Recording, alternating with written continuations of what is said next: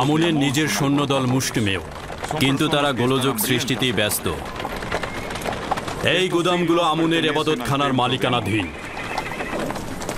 প্রতি বছর মিশরের খাদ্যশস্যের বিরাট একটি অংশ এখানে জমা হয়।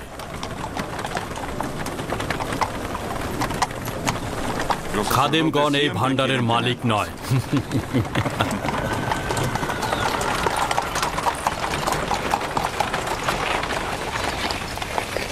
ওই বাগানে যে নারীগুলো দেখতে পাচ্ছ, তারা সবাই আমুনের অধিকারী। নীল নদের তীরে ভেড়ার পাল দেখেছিলাম, সেগুলো কি আমুনের মালিকানাধীন?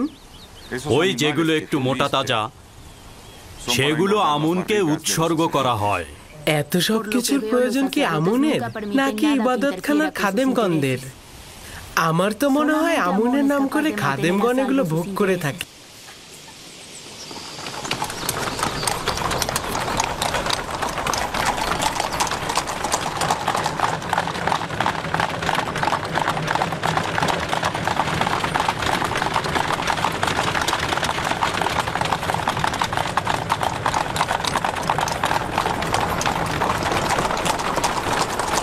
এটি এমন একটা পন্থা যার মাধ্যমে আমুন তার অনুসারীগণদের মন রক্ষা করে।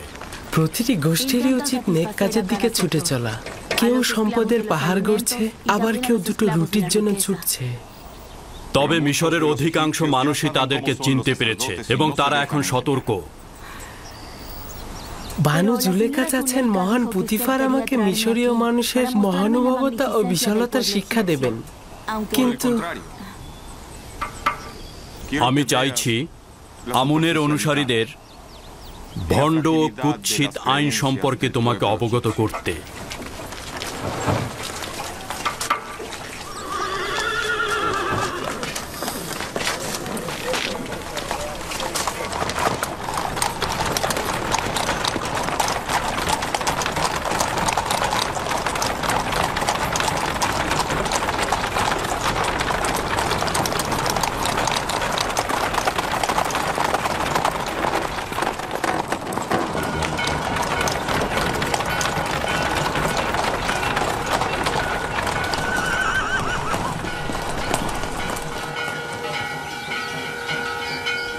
এটি তৃতীয় আমেনহোতেবের রাজপ্রাসাদ, যিনি মিশরের ভূমির সর্বাপেক্ষা শক্তিশালী শাসক।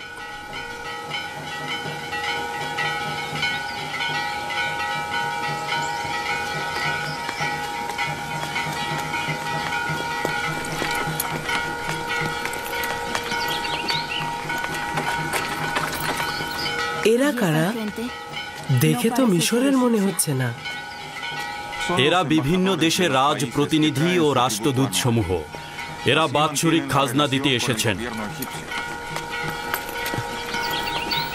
খাজনা মানে কি? যেসব দেশ মিশরের হুকুমতের অধীনে রয়েছে, তারা তাদের বাৎসরিক লভ্যাংশের একটা অংশ মিশরের হুকুমতকে প্রদান করে। এর মাধ্যমে আমরা তাদেরকে ভিন্ন দেশের হামলা থেকে রক্ষা করি। খাজনা ছাড়া তাদের সাহায্য করা যায় না? যদি এই খাজনা না থাকে, তাহলে মিশরের হুকুমতের পক্ষে সম্ভব নয় তার শাসন ব্যবস্থাকে অব্যাহত রাখা। বুঝতে পারলে তো?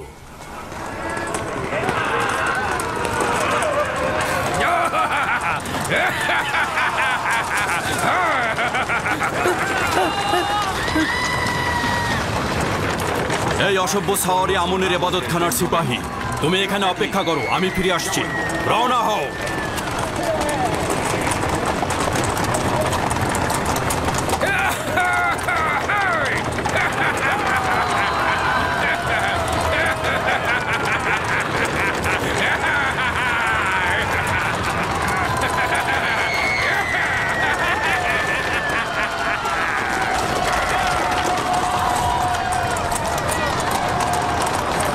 তাড়াতাড়ি চলো, তাড়াতাড়ি, দ্রুত চলো, তাড়াতাড়ি চলো।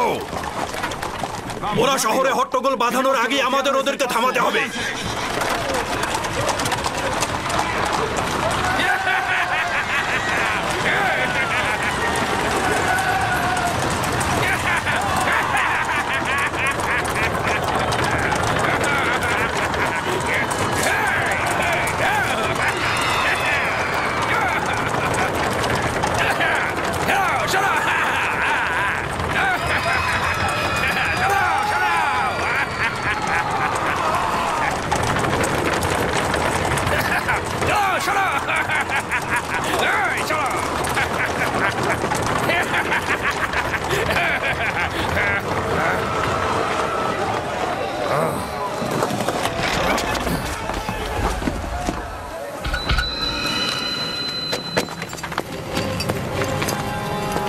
ব্যাপার?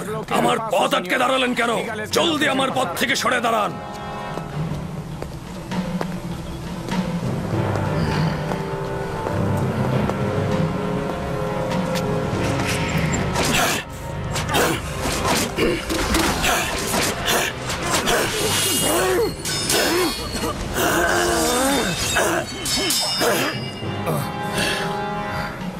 যদি আবারও শহরের মধ্যে ভীতির সঞ্চার করো, তাহলে চাবুকের ভাষায় কথা বলবো না, শামশিরের ভাষায় কথা বলবো।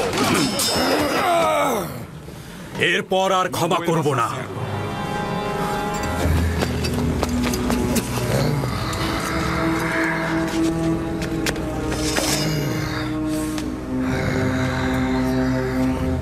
আমুনের মন্দিরে এই অবজ্ঞার জবাব দিতে হবে তোমাকে। অজ্ঞামোহরকে বলে দেবে তার কোনো সিপাহী যেন আর লাগামহীনভাবে চলাফেরা না করে, নইলে অনেক কঠিন শাস্তি দেবে এই পুতিফার।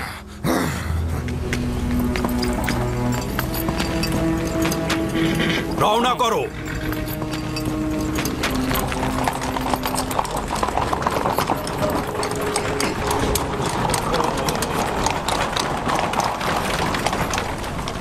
আমুনের সিপাহীগণের অধ্যত্বপূর্ণ আচরণ অবশ্যই শাস্তিযোগ্য। তারা অসম্ভব বেপরোয়া হয়ে গিয়েছে। আমি কি আপনার মতো সাহসী পালোয়ান ও শক্তিশালী হতে পারবো? অবশ্যই পারবে। যদি আগ্রহী হও তাহলে রুদামুনের কাছে যাও, অনুশীলন করো, যুদ্ধের কৌশল জানো। তোমার জন্য এগুলি খুবই জরুরি।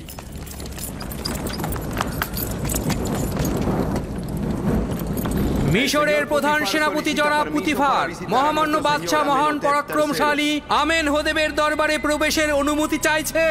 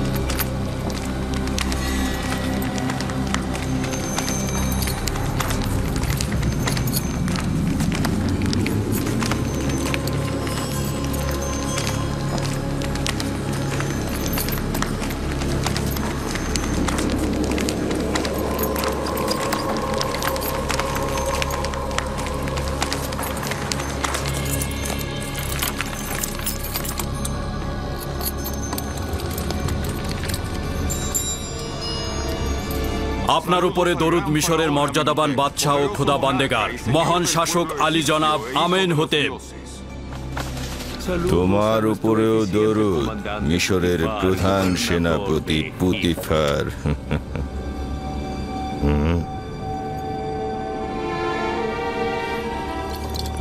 পুতিফার, বলুন মহামান্য বাদশাহ।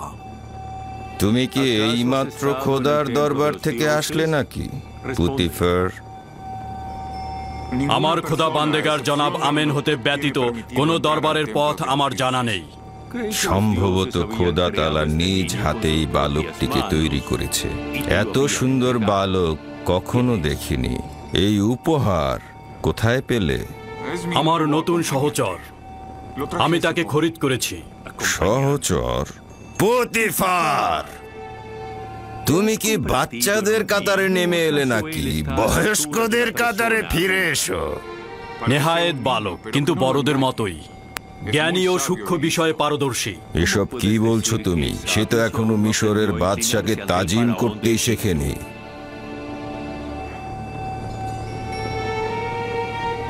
এখনো তালিম নেওয়ার ফুরসাত পায়নি আমার মর্যাদাবান শাসক, তাকে ক্ষমা করবেন। প্রিয় পুত্র, তোমার নাম কি? ইউসুফ আলী জনাব। তবে জনাব পুতিফার আমাকে মিশরীয় নাম ইউজারসিফ বলে ডাকে। ইউসুফ নামটি এব্রানি জনাবে মালিক, যার অর্থ মনোবেদনা জাগ্রত করা, মূল উৎস অপেক্ষা ও অনুতাপ। এই সৌম্য চেহারার অধিকারীকে ইউজারশিপ বলে ডাকা যথোপযুক্ত নয়।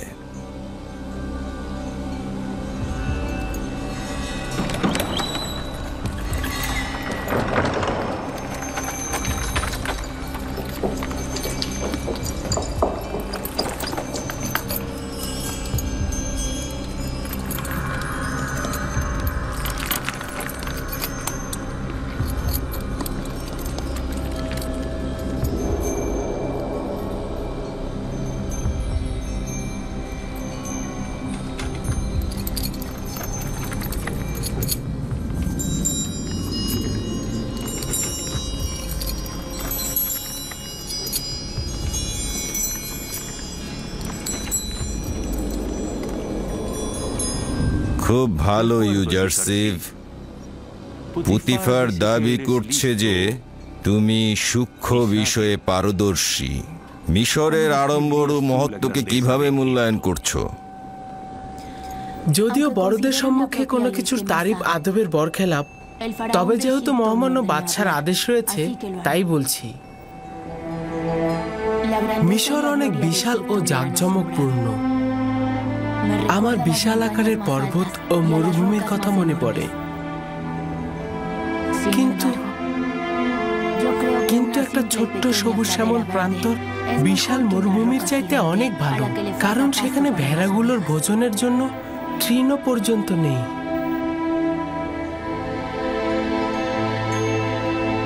তার মানে কি মিশরের কুদরত ও বিশালতাকে পর্বতের ন্যায় ভাবছো? কিছুটা সেই রকমই আলী জনাব।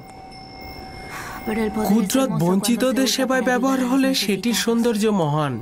সাবাস, সাবাস ইউজারশিপ। তুমি প্রমাণ করেছো পুতিফার তোমার সম্পর্কে অযৌক্তিক বাক্য বলেনি।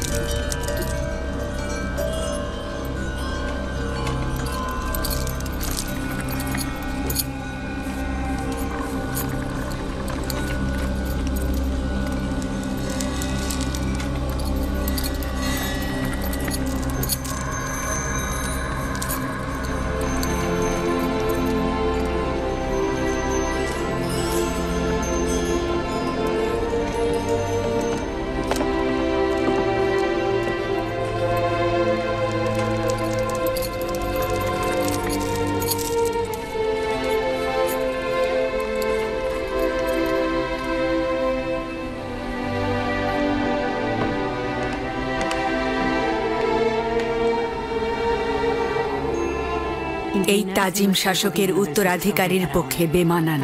তোমার ধমনীতে প্রভুর রক্ত, তোমার উচিত হয়নি ওকে তাজিম করা। আমি নিজ ইচ্ছায় তাজিম করিনি আম্মাজান, কি করে যে হয়ে গেল বুঝতে পারছি না।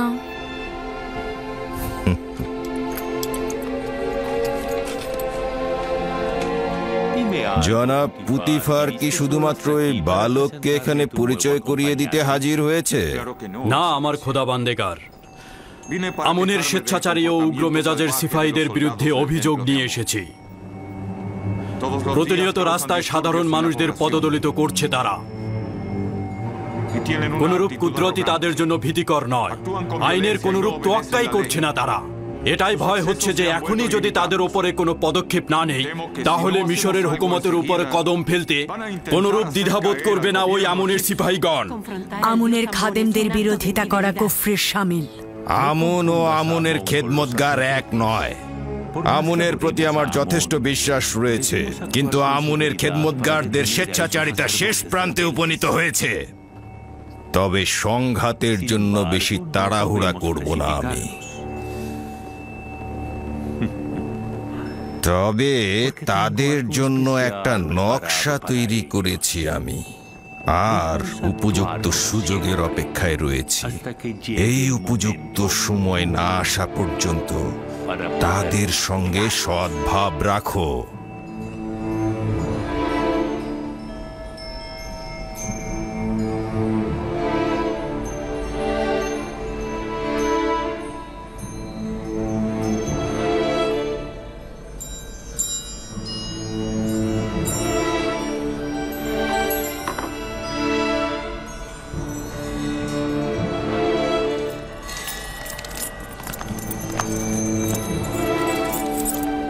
আত্মগৌরব করতে পারো ইজারসিফ, তোমার মতো সুদর্শন বালক আর দেখিনি।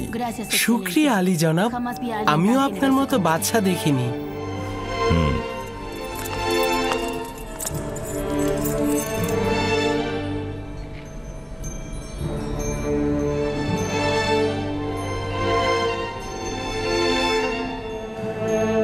কঠিন যুদ্ধের আভাস পাচ্ছি, প্রস্তুত থেকো।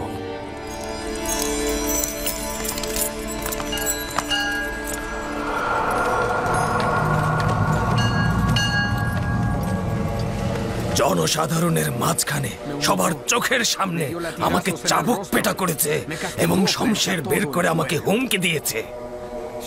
সে তো শুধু তোমাকে আঘাত করেছে। আমি যদি পুতিফারের স্থানে থাকতাম তোমাকে হত্যা করতাম। সত্যি বলছি। সে তার ক্ষমতার অপব্যবহার করেছে।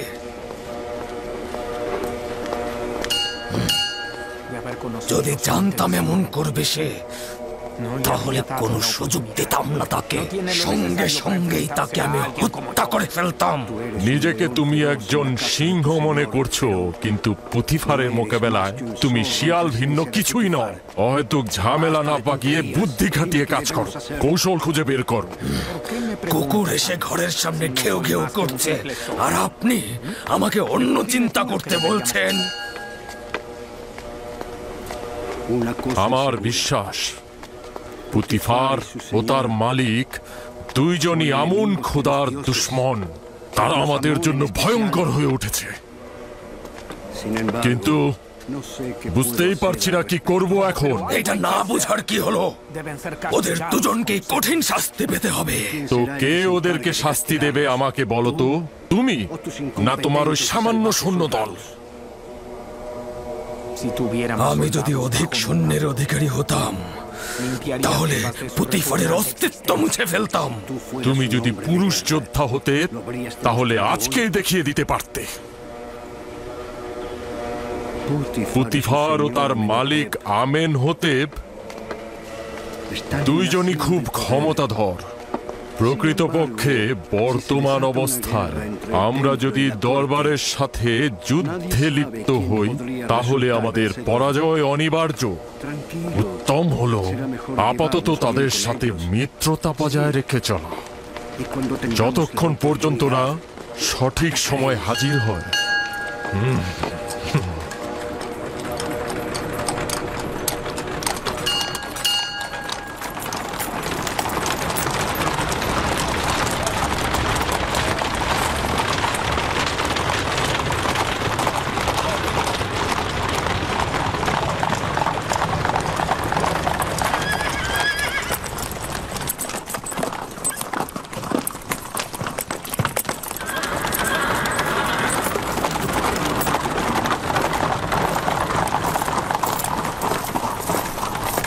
রুদামণি, জি জাহাপানা। একজন প্রতিভাবান ও তীক্ষ্ণ বুদ্ধি সম্পন্ন সাগরেদ দেখি কি করো। চাইছি সে শক্তিশালী ও সাহসী হবে। আমি কি করতে পারি জাহাপানা পুতিফার? জনাব পুতিফার চাইছেন আপনি ইউজারসিফকে যুদ্ধের কলাকৌশল শিক্ষা দেন। শামশির চালানো, তীরন্দাজি, বর্ষা নিক্ষেপ ও ঘোড়া চালানো সব শিক্ষাই তাকে দেবে। নিশ্চিত থাকো, তোমার পরিশ্রম বৃথা যাবে না। নিজের সর্বোচ্চ শক্তি দ্বারা তাকে তালিম দেব, আপনি কোনো চিন্তা করবেন না।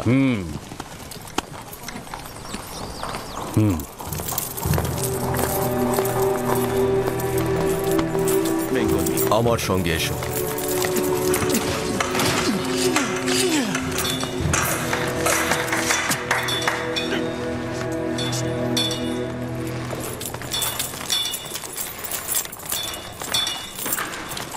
শমশের নিয়ে এসো।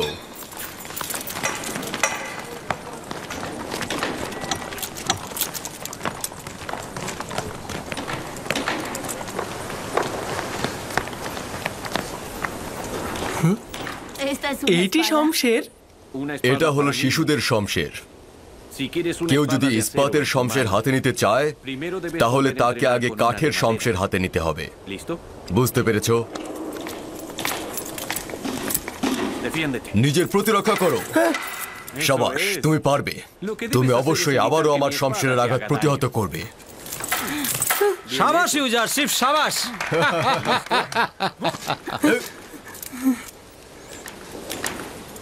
ইস্পাতের শমশের হলে এখনই তোমার পেটে ফুড়ে যেত। এবার তুমি আঘাত করবে। আমি আপনার পেটে আঘাত করব? হ্যাঁ, শক্তভাবে আঘাত করবে। আপনার তো ব্যথা লাগবে, আমার দিল এটা চাচ্ছে না। যখন যেটা বলবো সেটা শুনবে। আঘাত করো। খুব ভালো, আপনি বলছেন।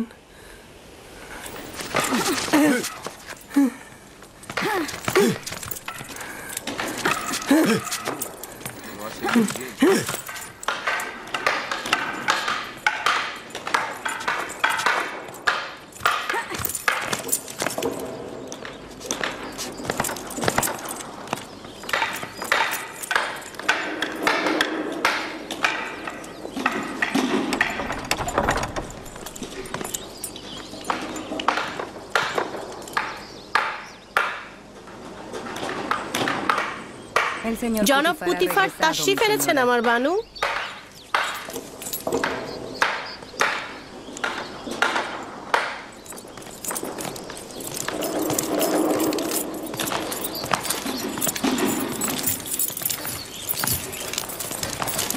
দরুদ আমার খোদা বান্দেগার আলী জনাব পুতিফার।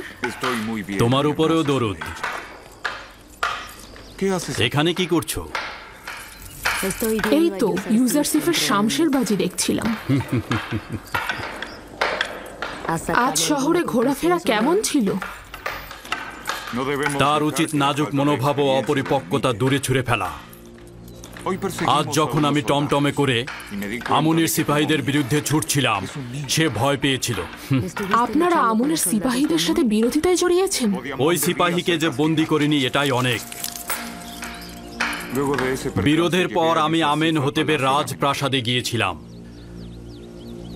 আজ ইউজারশিপ আমার শির উঁচুতে তুলে ধরেছে। সে অত্যন্ত প্রখর ও তীক্ষ্ণ বুদ্ধির অধিকারী। তার উত্তরগুলোতে যুক্তি খণ্ডন ও বাদশার শাওলের প্রশংসা ছিল। আমেন হতেব তাকে মুক্তোর মালা হাদিয়া হিসাবে প্রদান করেছে এবং আমেন হতেবের ছেলে তাকে মুক্তোর মালাটি পরিয়ে দেবার সময় অজান্তি তাজিম করে ফেলেছে। না, এটা সম্ভব কি? সকল হাজিরিনী তখন একটা উত্তেজনার মধ্যে ছিল এবং যুবক আমেন হতেবকে নিষেধ করা হয়েছিল। আমি তো তোমাকে বলেছিলাম যে সে ভবিষ্যতে আমাদেরকে আরো লাভজনক করে তুলবে।